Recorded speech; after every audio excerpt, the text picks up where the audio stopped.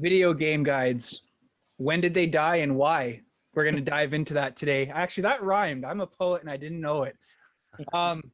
Yeah, so this is actually something that I know we've all been discussing for a while. I know Clayton's really wanted to talk about his love for Final Fantasy IX's guide, but just before we jump into the guides that we're going to be talking about, obviously the internet really is the reason that the guides have just gone to the wayside, because you can go on YouTube, you can do whatever you want to do now, and just you can watch somebody play. Like I was saying offline, I was getting really mad at a level in Hitman. I watched someone do it, I mimicked it exactly, and I beat the one level in 30 seconds. And then I got an S rating or whatever the rating is for your master assassin. But yeah, it's there's really no reason besides collecting to have guides now. So I just wanted to get everybody's thoughts on when they noticed really that the internet, damn you internet, just like it killed Blockbuster. When did you notice that guides were becoming really scarce? Well, I'd say myself, I started to notice, probably in the last 10 plus years, the game facts was really starting to take off. Everybody was contributing. So it just became so much easier, even kind of with the advent of smartphones going hand in hand, when you had a phone in hand to actually just type in, Google search, how do I get by this part? And then boom, you're there. As opposed to, even if you owned the game guide on the shelf, it was still easier to just search it as opposed to walk through, go through the levels, find the chapter, find the pertinent details. So that's when I started to realize. And like I said, that was kind of hand in hand with smartphones and stuff, when you actually didn't have to go sit down at a computer terminal somewhere, turn on your PC and really get into it. Yeah, I would say the same thing, actually, especially good call on GameFAQs, actually, because the cool thing about GameFAQs was that anybody could write a guide and then submit them, and then they had a ranking system for them saying, like, how good they were, the full black dot, the star, the black star, you know what I mean? To say it was complete or not and all that stuff. And then people were always updating and adding to their own guides, and then you had people who were doing like just bestiary guides or just boss fight guides, so you could pretty much go there and it was a one-stop shop. And then later on, actually, Svenny, what you're talking about the cell phones, I noticed that IGN has a pretty quick and handy app, like a phone app version of their site, for where if you want to go to walkthroughs, where it's just like click tab, you know what I mean? And you just narrow down your search based on a really easy to read menus. And not that I'm advertising for IGN or anything, but I do find that when I go searching for a quick answer on something, IGN pops up a lot of the time, and I can get through the guide pretty quick. Yeah. You know what the funny thing is now that you've said IGN 6 times, it's going to appear on our Facebooks. It's like that's Biggie Smalls in the mirror, eh? Biggie Smalls. Biggie Smalls. It's like you guys said, like, and this is going way off topic, but I mean, you could even get cheat codes and stuff off GameFAQs. And now if you want a cheat code, it's called microtransactions. And that's we're going to do a podcast on that. And I've actually got a buddy that wants to talk about microtransactions, because he's like Destiny was like king microtransaction. But I was never like, I collected the guides, but again, Adam, like you hit it right on the head. Once technology got a lot better, you just whip out your phone and like, what's the point besides collecting of having the guides? Like I'll start right away. Like, I didn't even know that they made this, and I actually got this from Michael Shanks. But like a race car walkthrough, and it's Prima, which is really surprising, because before we went online, I was reading Prima actually closed their doors in 2019. Mind you, Mario Kart 8 I think came out in 2018. But like, I haven't read through the entire book, but it's just, it tells you, like, for example, it might be tempting to take this first turn wide initially to collect coins, but you can make up your coin count later. It's like, it's the most basic game, and they're telling you how to make it even more simple. Like the only thing that I would do, because my daughter is like a huge Mario Kart fan. She has every card except the golden one, and I know there's this, you have to beat like all the ghost levels of like your time trials. But if there's a simpler way of doing it, it'll be in here. But I can't get over the fact that a very simple concept game needed a walkthrough. Well, And it didn't. no, I'm it surprised didn't, but it's that it got a walkthrough. it's I'm not I'm it's it actually looks like it's a fairly thick book too. Like I'm surprised it's not just a table of Yeah. contents and then Yeah, thick 50 enough. pages of blank paper to jot your ideas down on. Actually, there's no blank papers at all, but it's 250 pages. Wow. Well, And like just on the back, it says improve your times. Time to beat 1 minute 44 seconds. Get all the details on how to unlock every racer, kart, and star rating. Know the shortcuts. Like, do you Well. the original Mario Kart, like for Super Nintendo? Like, yes, there was no guide for it because there didn't need to be a guide. But now you can go on YouTube if you want to be able to jump over a certain area. You need the mushroom and all this stuff. But they did. I don't know. I was flabbergasted to see a Mario Kart 8. yeah. But that's the only guide besides I can't find my Final Fantasy 12 Zodiac Age. I honestly, besides the graphics on that game, I don't really think there's any difference between the two games. So I mean, if I find it, and Clayton, you have both of them, so you should do some light reading and compare the two. Yeah. Yeah, well, the nice it's funny that you bring up Final Fantasy 12 strategy guide because the only thing you really need to know is what chest not to go and get so you can get the best spear in the game. Mm-hmm. Like there's a chest that you run into early on in the game, and if you can hold off from grabbing it, you come back to it later at the end of the game and get the best spear. I think it's actually the Zodiac spear. Oh, cool. Yeah, I have to fact check that, but yeah. So the strategy guide taught me that. And then there's your favorite strategy guide. Well, that yeah. So okay, we might as well get into it.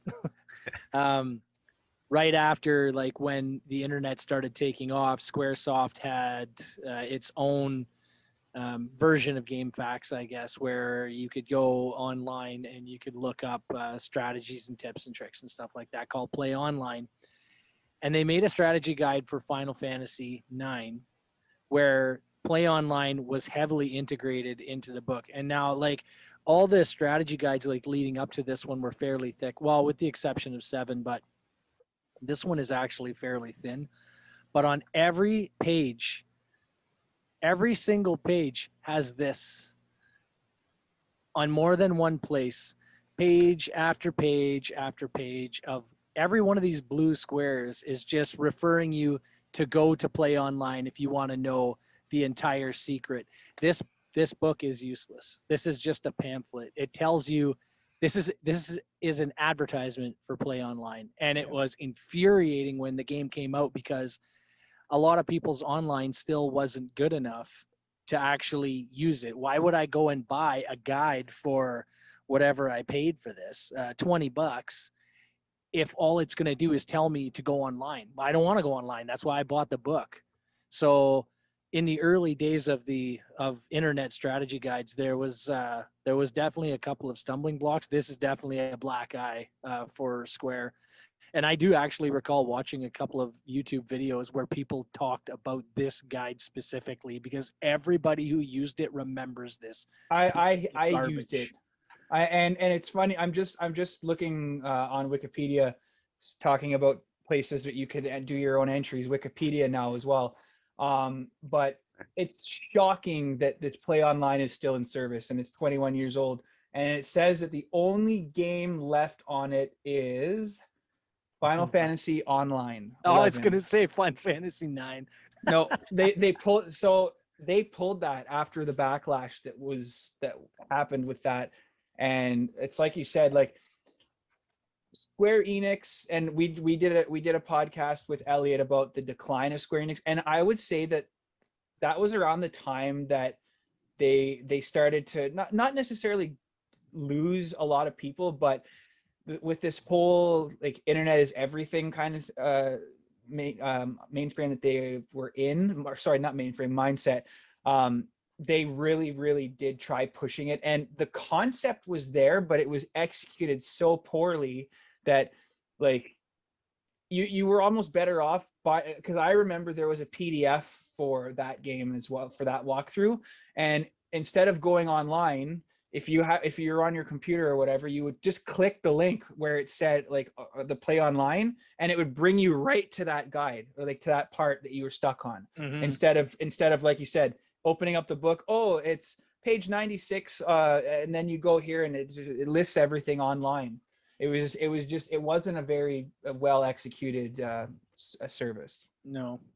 See, the thing is though, is that I feel like the thing that for a long time paper guides had over something like GameFAQs is that GameFAQs has no, it's all in, what is the file type? It's all just plain black and white type text, right? Yeah. There's nothing to identify the way that IGN now has their chapter breakdowns, like their chapter heads and stuff like that. And the thing about a good strategy guide though was that unlike a YouTube video, you had they had maps. They had maps with like legends and stuff on them, points of interest, all of that kind of stuff, and you could just leave it open. You know what I mean? Like a video, you're constantly searching for the right place. Well, this is what I'm looking for. You know, I need to get 5 minutes into this video, you know, and then if you happen to miss what the person says, well, you have to go back and you have to listen again and again and again. And then you have to like look at what they're doing and be like, what are they doing there? Like there's lots of places where game videos are awesome because there's nothing like watching somebody do it and then getting through it. But they, at the same time, videos don't have the benefit of putting in the overhead map, which is the single best thing that I liked about the strategy guides, was the full maps.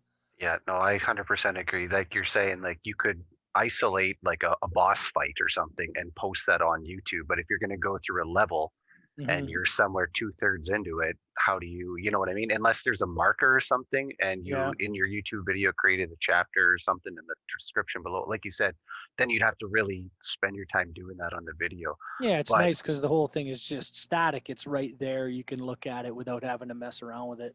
That's right. But to that point though, like there's really no reason right now why any of us, if you were super passionate about one particular game that you knew in and out, could make your own blog about it, put all the details in. You can take screen grabs from the game, you can put them right into your blog, you can make YouTube videos and actually put the links in yourself, like Brad was saying, and just basically build your own guide right there and drive your own traffic, you know?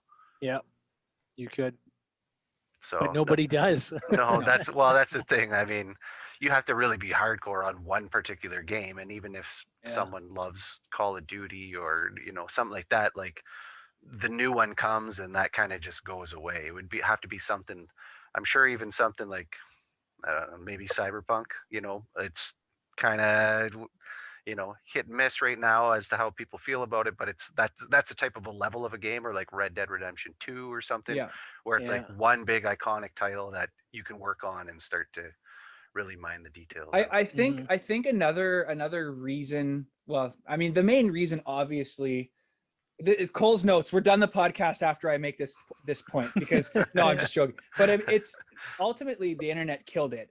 But I mean, like just looking at this, the Mario Kart guidebook, $30 to learn how to whip around a track. Clayton, what is the price of the Final Fantasy IX guide? It'll be on the back of your book, like $18.99. Yeah, that like for a pamphlet, like 50 pages, you pay almost $20.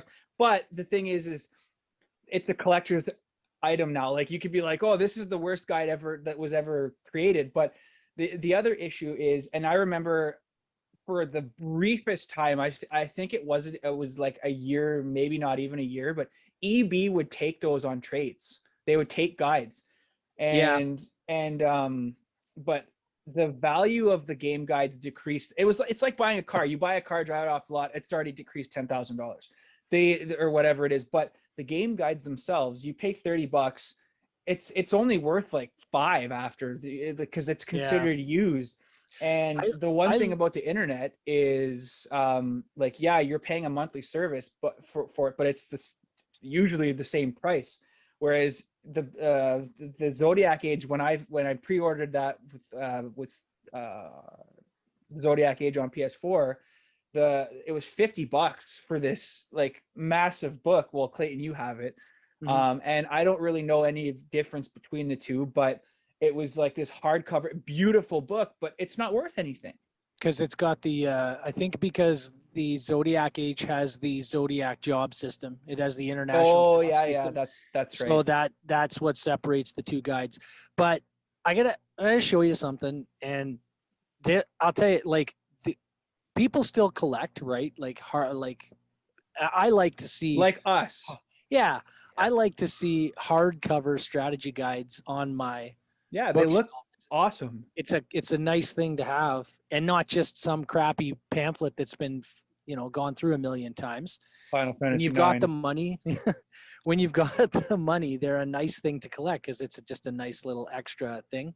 But I have this, and it's still sealed. And this is the biggest thing. I realized a while ago that when the internet really took off in the 360 PS3 era, that if you were buying strategy guides for anything, you were buying them just to put them on yourself to collect them. So I have a whole bunch of them here that I never opened. And the reason is because as games got to be more complicated,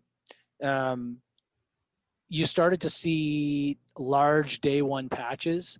You started to see DLC coming faster and faster.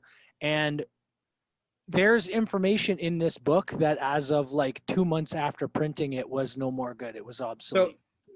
So for people who are listening like podcast wise, he pulled out the collector's edition of The Witcher 3 Wild Hunt. So yeah, so because there was so many issues with this game at first, like not to the level that Cyberpunk has, but they made a bunch of control changes. They made a bunch of like motion changes, all that kind of stuff. And then later on, the DLC came out, right? Like Blood and Wine and what was the other one?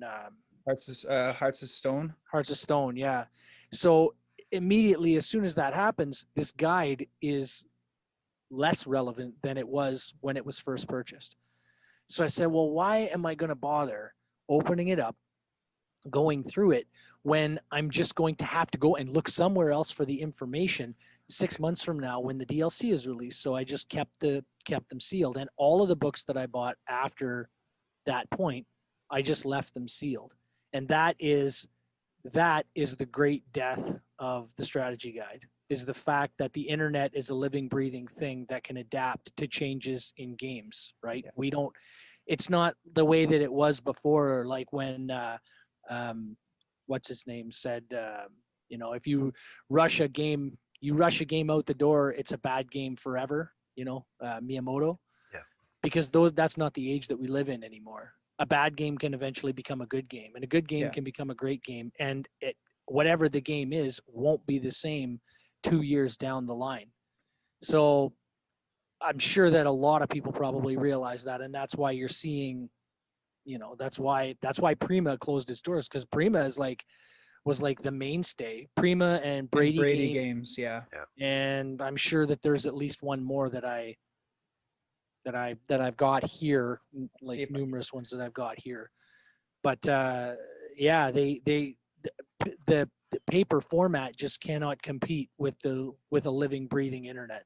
Well, Play Online technically is one as well. They branched out from Brady Games, and then Sony, they did their own thing.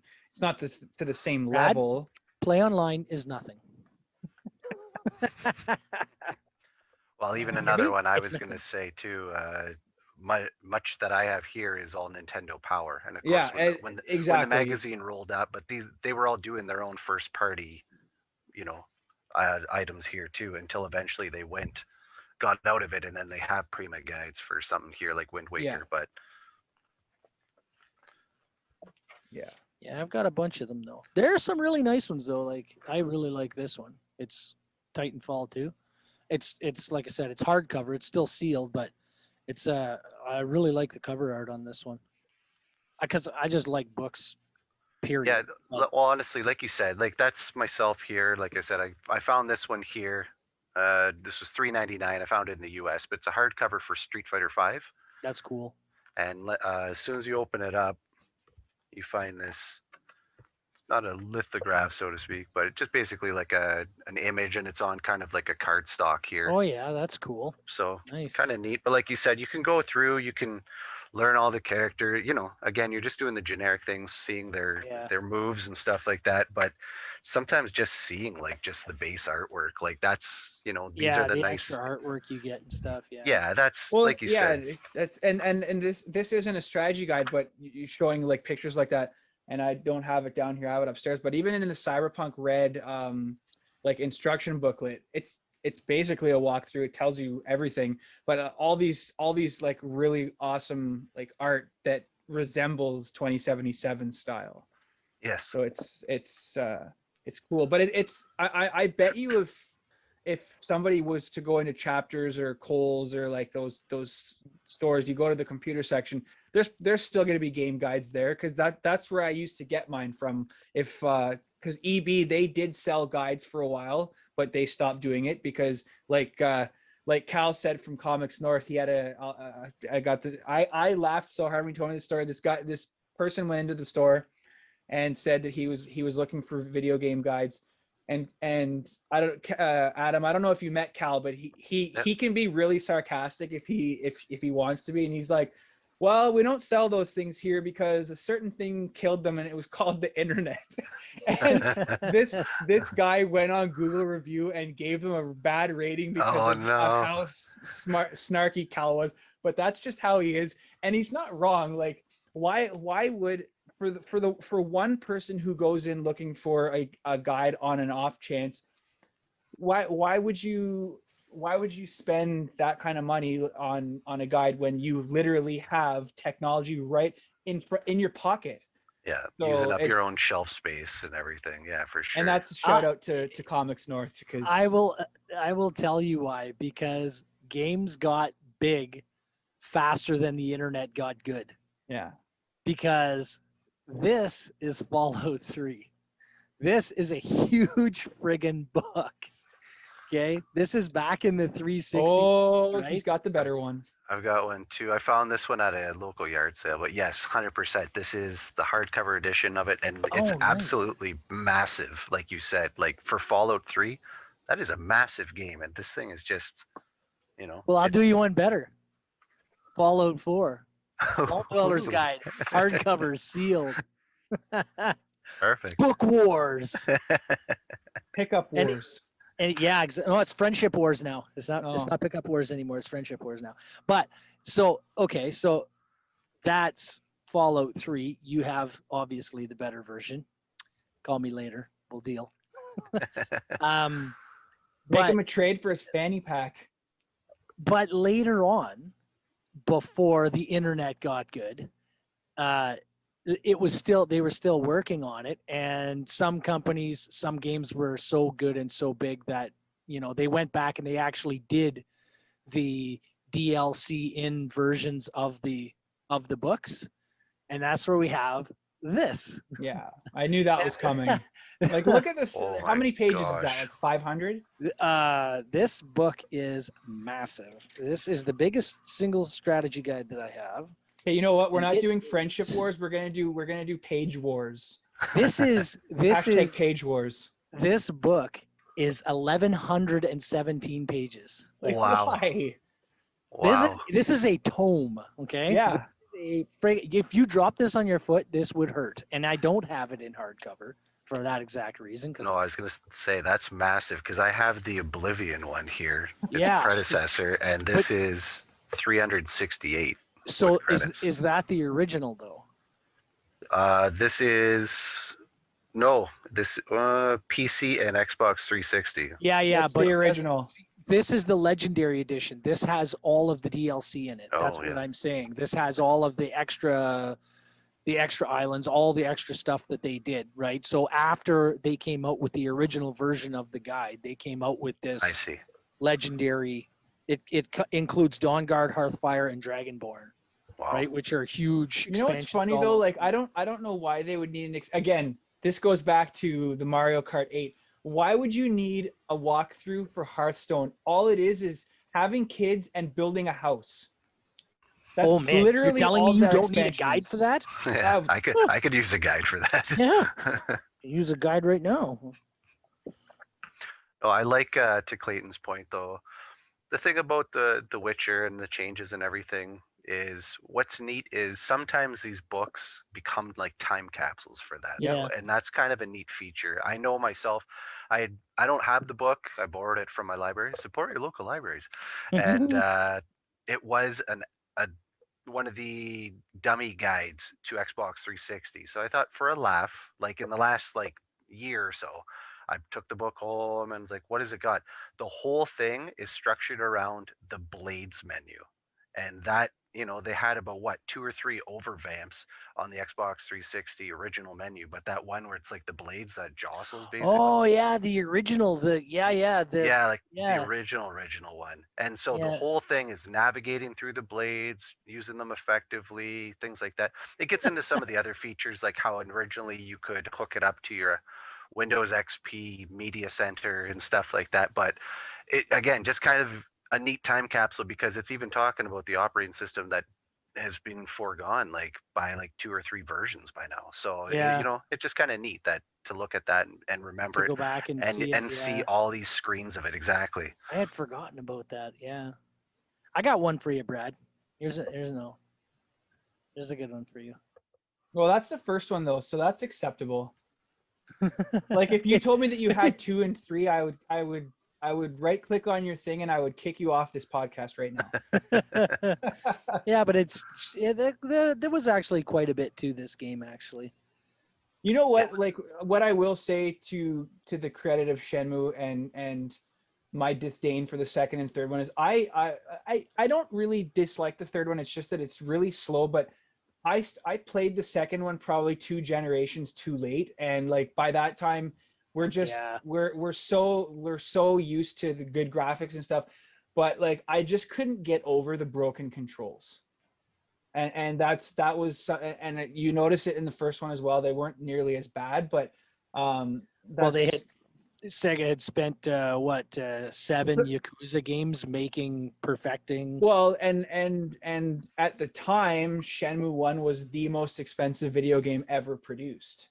So like I guess they had to cut some stuff here or there. Like it was and then like when you bought number 2 on the Xbox, you got the cut scenes from the first one that essentially made a movie. Yeah. So I remember that. Yeah. But I mean, stuff like that, stuff like the Shenmue guide and stuff is good because you don't really have, like, you have an end game, but you don't have an end game in the sense of where to go. And there were a massive amount of secrets in the first one that, like, unless you're like people who like, a lot of people call it an RPG. It's not. To me, it's an action beat 'em up. But there was a lot of hidden stuff that you wouldn't find without exploring. So, I mean, are gamers nowadays lazier because they don't like exploring? Yes, I said it. And like it's true though. Like a lot of the stuff is very linear. Like case in point, mind you, I'm sure people will get upset with this. Final Fantasy VII Remake was extremely linear until almost the very end of the first part of the game, but they will open it up, I hope. Now, if I saw a video game guide for the remake, I would camp outside of eBay. I would buy it. Yeah, I would buy it just to have it. See, the Shenmue though, the nice thing about Shenmue was that game gave me the thing that I had secretly always wanted. A forklift driving game. Forklift driving. And collecting little 25-cent animals inside of gumball things there. Cracking them open, you hear that sound, and then you can look at it. Yeah, that was like so just a kind of a side note. Yesterday before I interviewed Drew, we watched the the Xbox independent video game display thing that they were showing, Yeah. and they are coming out with Lawnmower Simulator. Oh my God. I You know saw what? it. I'll play it. Yeah, I saw someone post that today, and they were In saying like, VR. is this for real, whatever? And I didn't know what it was. I saw it, I was like, what? And then they're saying like, well, because we've got office and truck driver and farm and everything Farm, else, like why yeah. not? Right? Job Simulator. I need to keep up my lawn mowing skills in the winter when I don't have a lawn, so that'd be great practice. Called Yeah, snow that's blowing. right. Not the But- same thing, man. No, Yeah, Not but the just same That's thing. so I that's I just DLC. Yeah. and it's good, and people will pay the full price for it too. That's right. But, Speaking of paying full price, so Brad, you put me on to the trail of Octopath Traveler coming to Xbox Game Pass. You know how much they it's want not for it? coming. It's already there. Well, it's there now. Yeah, it's after the 25th, I guess. But you know how much they want for it? I'm paying $1 right now, so They want, if you don't buy it on Game Pass, if you actually just want to buy the Oh. game digitally, they want $60 for it. yeah, it's crazy. Yeah, that is But crazy. it is a good game. Yeah, it is, but it's not $60. Like I saw that and I was If you like, have the Wayfarer edition like I do, it's worth $200 now. So well, I have the bargain basement Switch edition, and it's not opened, but if it's going to cost me $60 to play it on Xbox, I'm probably just do it. gonna open Just if you ever go to resell it, just say, hey, it's Nintendo. They don't decrease in value, so that's full Yeah. price. Yeah. But You're not no, wrong. I mean, and these are and these are the types of games now that are out that there are no guides for. Yeah. So if and that's actually like I love Octopath Traveler, but at the same time I don't like. And again, it's going back to the old Final Fantasy V, Final Fantasy VI with the job system and the graphics, but I don't even think Final Fantasy VI was as grindy as this one. And like I enjoy grinding every once in a while, but not to the point where if you want to get to chapter 2, it's like if you're just going to play for the story, you have to go back and grind, and I didn't like that. Oh, well, So- I'll tell you, I started playing World of Warcraft 2 weeks ago, so everything is grind now. And there is a guide for World of Warcraft. I've seen it at chapters. I have Really? I have a couple of them, but I didn't bring them over here. But I have a couple of them on the shelf for World of See? Warcraft. Oh yeah. One for each one, like the I'm not too familiar Burning with those. Crusade and Lich King and Yeah, all- yeah. Yeah, I have basically one Yeah. for each of those.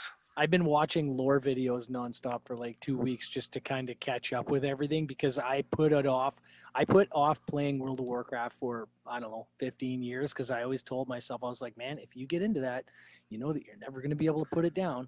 Yeah, I 2 haven't weeks played later, it, but myself today I actually showed my kids Leroy Jenkins.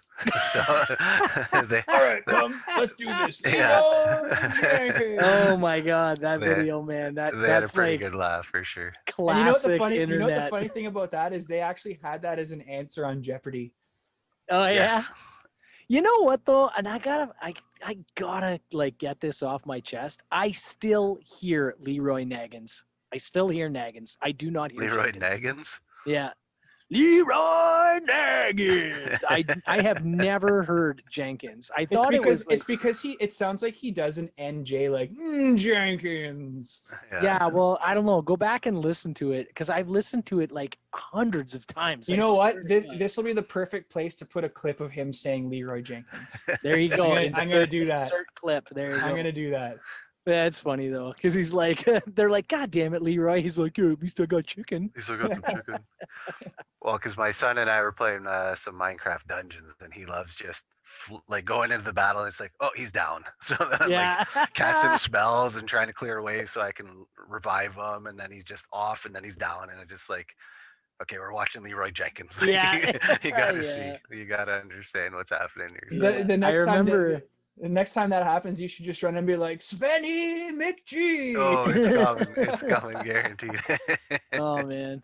Yeah, I remember that in Destiny a lot too. Actually, when I used to do lots of raiding in Destiny. Oh yes. You hear somebody say something stupid that obviously indicated they had never done it before, and they're like, "I'm just gonna run up ahead, guys. Guardian down. Yeah. Way to go, Leroy." Yeah. Yeah, but anyways, back on the subject of guides, they're dead. Yes. They are dead.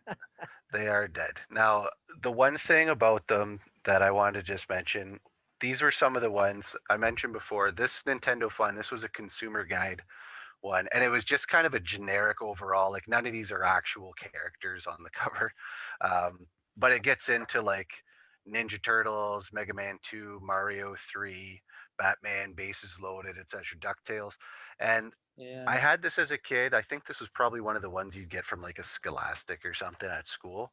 Yeah. And I got to play these games with time or with friends and stuff, but I don't think at the time owned any of them. And like I said, I went through Mega Man 2, etc. But just having these at home in a pre-internet day, I would Mhm. just read these guides over and over and stare at Yeah. the images. Like this was how I consumed gaming content, even Three Stooges, Yeah. and just go through the content and just eat it up. So no wonder today with Twitch and YouTube and everything, kids are just devouring it. And there's this generation that like I don't understand if you're not playing the game while you're watching the game, but you loved video games as a kid, and maybe Yeah. some adults forgot that, but like buying the Nintendo Powers and sharing them with buddies and going through these magazines. Like this is how away from the TV we consumed that content. So that's why to me like the magazines were so huge. Same with this one here. This is my actual pretty much one of the few things retained from my childhood was this Mario guide. That's It is cool. taped, the spine's been taped over and over, but I loved it. And like I Yeah. said, I don't even think I had Mario 3 when I got this book, but seeing that cover and seeing him in the raccoon suit and everything, like I just had to get it. And Yeah. going through and seeing like the awesome art inside. And this, like I was saying before, like before we started the show, like you see full map Yeah, walkthroughs and you can Yeah. exactly. see where you want to hit what question mark, and this one will give you the leaf, this one will give you the p-wing. Like it's a very comprehensive guide, and it was done very very well. And like I said, I just would just consume it. Like you that was just exciting seeing like Yeah. Mario suit, like I yeah, the frog suit, like I don't awesome buy stuff. the argument about people saying like, oh, how can you sit there and watch Twitch? How can you watch video game things? Wouldn't you rather be playing? Because everybody, other people who aren't gamers, who are sports fans, will sit down and they'll watch 8 hours of the NHL draft. Yes. You know what I mean? But you're like, yeah, I'm just going to sit down and watch half an hour of Minecraft Twitch. And they're like, what? Why would you bother wasting your time with that? I'm like, really, man? Like, are we in that age? Like, No, I agree. That's usually how I try and deflate it too. If I hear other yeah, parents talking about their kids and lamenting that idea, like, yeah, I don't understand it. They're sitting there all day and they're just watching YouTube. They're not even playing the game. It's like, I haven't seen you throw a football ever. yeah, And yet every exactly. Sunday, there you are. Yeah. We're not doing a home renovation, but wifey's You're over going to there watch watching other people. HGTV. Like, Yeah. you And know then what they I come mean? back with Like, like, oh, but it's interesting. Yeah. To you, it is ex- interesting. You're exactly. going to tell, like, they're going to, I just watched you watch somebody play 36 holes of golf on TV. That's right. That's right. And we have a minute 30 on this one, so Yeah. At least my shit has explosions in it. That's right. I haven't seen anybody patch your show. Yeah, exactly. Yeah. what do you mean? Why did you watch Big Bang Theory for 8 hours? Because it's a marathon. Yeah, Yeah. exactly. Yeah, if you're interested in it, who cares? You're not hurting anybody. That's exactly. People just sometimes gatekeep on different, Yeah. topics like that. But like I said, that's usually how I try and deflate it is Yeah. find one thing they like to watch and then just Cut argue it down. Yeah, argue that you don't. Yeah, exactly. But you have nothing to do with it, So Yeah, exactly. So what do you think, or do you think there is a future for game guides besides collecting? Like, do you think they'll ever make a comeback like they used to, or like we've beat this to death, but do you think the internet has like finally just ended walkthroughs? Like, would you Clayton and Adam go into a bookstore and be like, there's the book that I never thought I was gonna find and I'm gonna buy it? Yes. Yeah, but that only because I already have a collection, right? Now I'm at the point now where I will only be looking to buy books from other people who already have books who are looking to get rid of them, right? Like I'm not walking into EP Games or whatever, expecting to find brand new stuff anywhere. It's a dead medium basically. But with everything like Twitch going on, you remember back in the 90s when they had Sega and Sierra Online had those help phone numbers. Remember before the internet? 1-900 numbers. Yeah. So I'm the Parents way would that kill things their are, kids if they called them. well, the way that I'm envisioning things going now is that eventually there will be a point where you'll have picture in picture people helping you with games, Like Zoom. yeah, like Zoom, yeah, exactly. Just this exact thing, right? But like Even a if pay it's per just minute service. yeah, yeah, which let's make some money, guys. But You heard something it like first here. something to that effect, right? Because I mean, you already go on to something like if you go on to most car company or aftermarket part shops and stuff like that, online, good wrench service, all that kind of stuff. Once you get onto the website, if you're looking for something that's wrong with your vehicle, a little chat window pops up and somebody says, "Hey, how can I help you today? Would you please explain your issue to me?" And then for a small fee, they will actually give you live service. Mhm. So you never underestimate people's ability to impulse buy and people's laziness. Especially when it comes to games like Fortnite. If it means that people don't have to get up off the couch, if you just have to, even on the Xbox One, I don't know about the PlayStation, if you push the home button, there's a help and support shortcut. You know what I mean? Mhm. So I can see something like that coming down the pipe at some point in time. As all they would need is a good way to financially model it, and they could make it happen. So do you think it would come from the console owner, or do you think it would come from in-house? Like if you're playing Cyberpunk and you'd contact like CD Projekt Red, who would have Oh no, someone on dude, hand. I'm gonna stop you right there because I had an issue with Cyberpunk. I've had numerous issues with Cyberpunk. I emailed them, and do you know what they said? I asked them specifically because I called them out on this. They said that this patch that was supposed to come yesterday, that now we don't even know.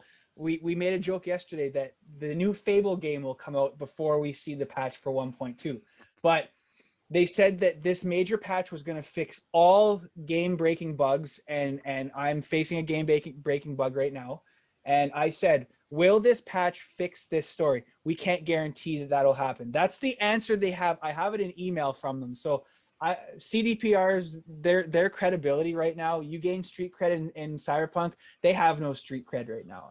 Okay, so but okay, I think we can agree that CDPR won't be the one spearheading this new yeah, no, support line revolution. We're gonna spearhead it. We're gonna call it COVIDiots because the COVID has made people idiots. Even if you had like if you wanted something a little bit more casual than that, even you could have like picture in picture on your console to contact people in your friends list so that you could ask your friends if they've done it. Yep. Or if you another strategy guide idea for PlayStation, they have trophies, and for Xbox they have achievements. If when you pop an achievement, let's say you pop an achievement, the capture software on either one of those two consoles captures the last 30 seconds or minute of footage that you used to actually get the achievement, and then it posts it to your live. Or or somebody can search in the soft menu on the console and say, like, I don't know how to unlock this achievement, and then you can watch somebody else do it who just organically naturally did it. You know what I mean? Because you can already do stuff like that on Xbox. They already have when you unlock something, or when you perform something cool, you can just quickly record it, right? Screen capture and whatnot. Yeah, that's true. That's true, and that's actually a far more far more Organic. advanced, than what it was, even to a much lesser extent. The Wii U kind of had that like Miiverse, and there were certain portions of the game, usually Nintendo themselves kind of mediated where it would be, but you'd get a certain check mark in the game, and you can actually then like post to the Miiverse. You'd unlock like a stamp or something, and it would be like, you know, Princess Peach, and then you can post the stamp, so then people Yeah. would know you got to that part and stuff like that. Yeah. So This, like you said, it's like all related the more stuff is to there. related more to like the strategy portion, like you said, Yeah. being able to actually capture a screenshot and then actually upload that is pretty cool. Yeah. Yeah, Now it's just finding a way to mine that data and being able to search it. all they really need is a search engine, and even you could search like in your friends list or in, you know, in all users or whatever.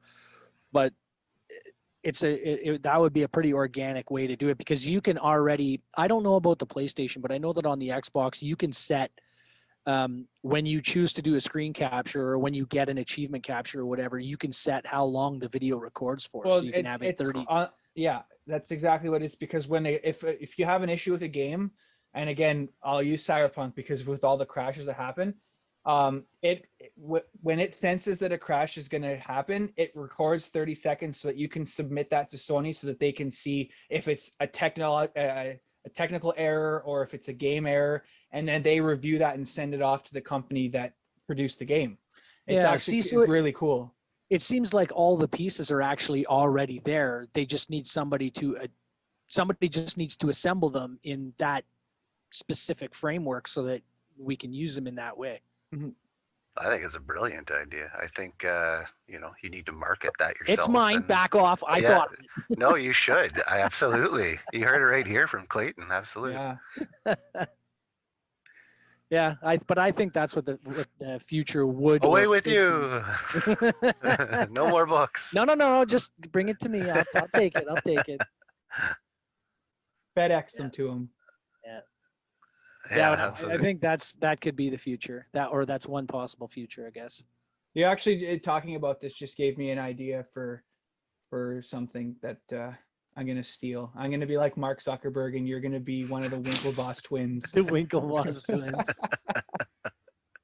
And then I'm gonna get $1 billion, and you're gonna sue me, and we'll be in court. No, I would. It actually gave me an idea for something. I don't want to say it on here because people listening might come up with a different idea and then steal it from me. Just because one person builds a hammer and then somebody uses the hammer to build something else doesn't mean you pay every person the hammer. They said that in The Social Network, or a chair or whatever it was. One person builds a chair, another person builds it better. That doesn't mean you get to sue them because their chair is better. Oh. Well, then I don't know, man. Clayton and I will just go ahead and start talking rude about you on the Northern Nerd Chat. Yeah. Hey, that guy stole our idea. He didn't give us credit for it. Yeah. No. Brad's not with us anymore. We've been trying to think of ideas, like if we can't for whatever reason do the expo, like doing a virtual, but it's just a matter of getting it together. Like, would a vendor be willing to pay to have, like, it would be virtually impossible to do it. You'd have to basically build your own Zoom network where you could have everyone come in at the same time, and like, but you have one vendor who's going to be dealing with 500 people. Like, it's doable, but it's just, we'll see.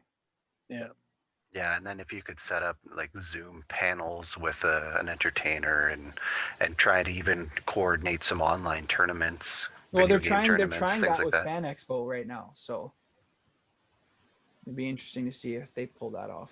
Well, fingers crossed and a lot of prayers. We all, migrate out of this soon. Obviously, I think everybody's kind of hurting for conventions now. It's been quite a while, Yeah. Yeah, we're going on 2 years now, almost. Yeah.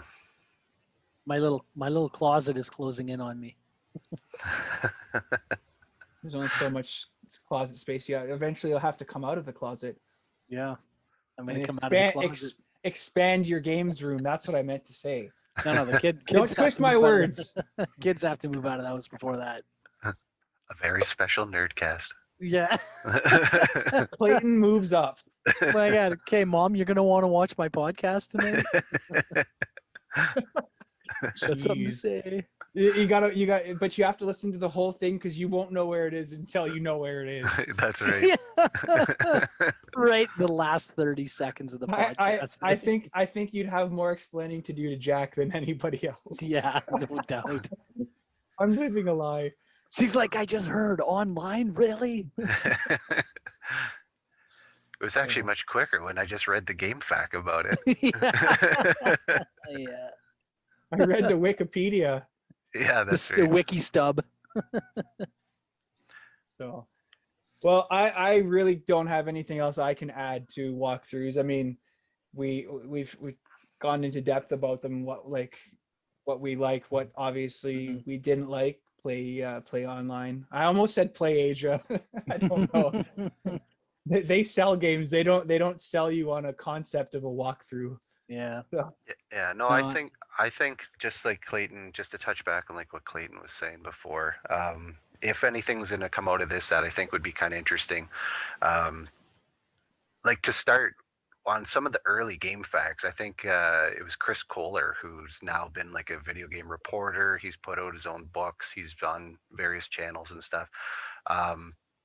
He started, I think, kind of just putting out I think even the story for him was back in like grade school. He was kind of writing his own and selling them to like friends and stuff. Yeah. His own little game guides, and then got on to online and started writing out guides and kind of becoming a name people were searching for because the credibility was always there. And then, yeah, he just built his way up. So I thought that was kind of a neat story within this sphere of guides. But he's gone on to write about some of the books. I think one of the Final Fantasies might have been one of his recent ones.